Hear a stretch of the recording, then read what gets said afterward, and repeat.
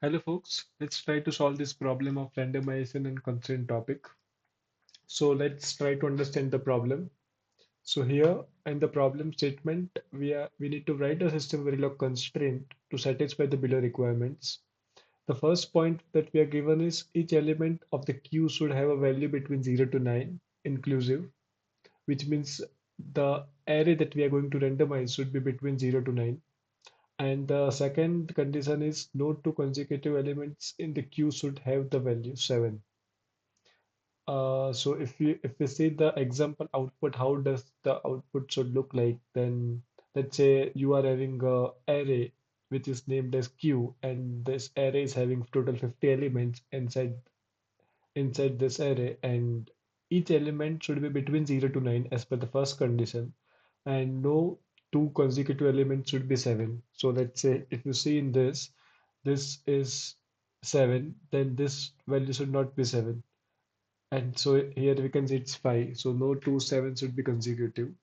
And we are also shown an incorrect output. So here two seven are besides each other, which means this is invalid. So let's try to solve code this constraint. It's pretty simple question. So here, as you can see in the output, we are already given we are already given declared this array of 50 elements. So you just need to reuse this array only. So let's try to code this constraint. So there could be a couple of ways to solve this question. So don't just you can try to use your approach to solve this question. Your approach may be different from the standard solution that I will be doing. So our main idea is that this conditions, the problem statement, these two conditions should be satisfied. So here, let's say, uh, here let's try to code this constraint. So just write constraint and you can just give a user defined name of this constraint, whatever you want. I will just say no seven consecutive. Right. Now you can just code here that you want that Q Q should be inside 0 to 9, right? So you just need to do this.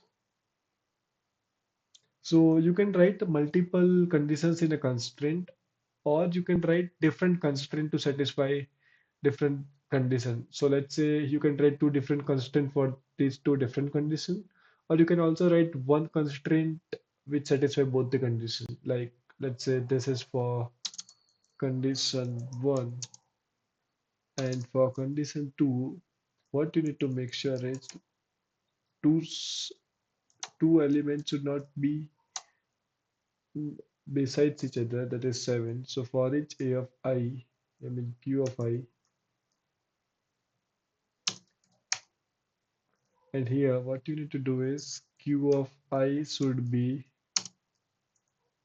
see here what you need to make sure is if q of I is 7, then q of I minus 1 should not be 7, right? So here you need to see that if q of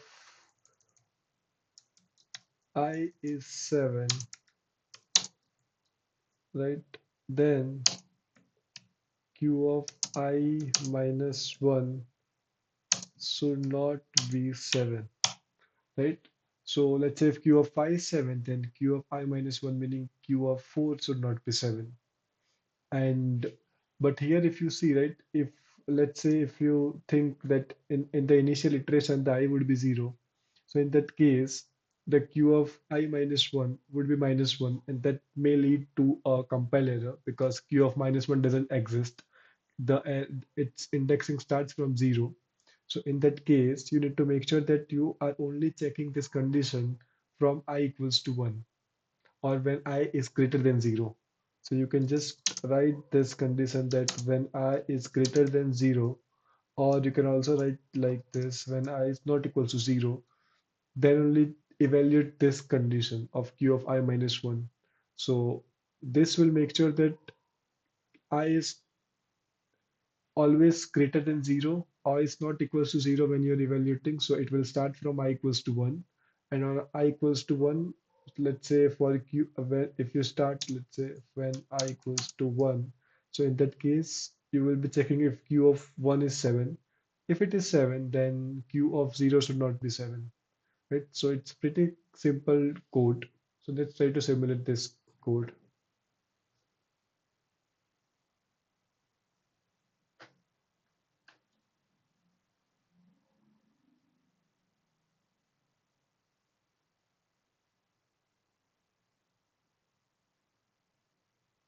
It seems we are getting some error. Let's try to debug the error. Okay, we're getting error in some line number 9.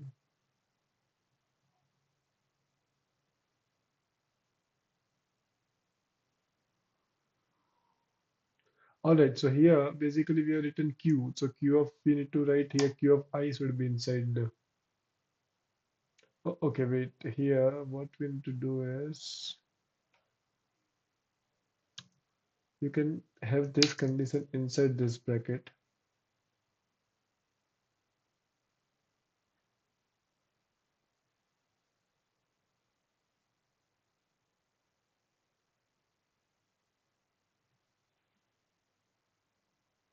So the code is currently compiling. All right, so it seems our task is passed.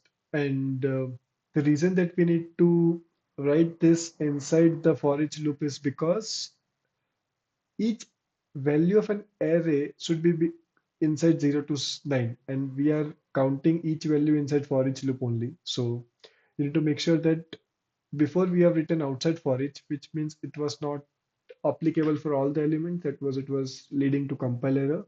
So if you want to check for, like here it will check for all the individual elements, like q of I should be inside 0 to 9, and as a result our all the task is passed.